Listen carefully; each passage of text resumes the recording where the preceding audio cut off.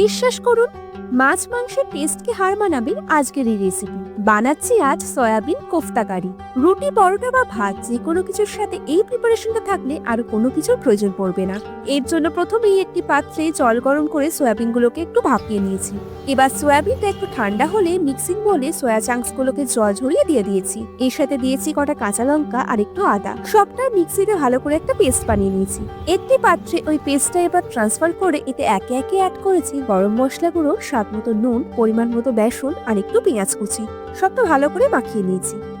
এরপর এর থেকে ছোট ছোট বল শেপের কোফতাগুলোকে বানিয়ে নিয়েছি। ফ্রাইং প্যানে এবার বেশ কিছুটা সর্ষের তেল দিয়ে ওই কোফতাগুলোকে তেলে অ্যাড করে সময় নিয়ে লাল লাল করে ভেজে নিয়েছি।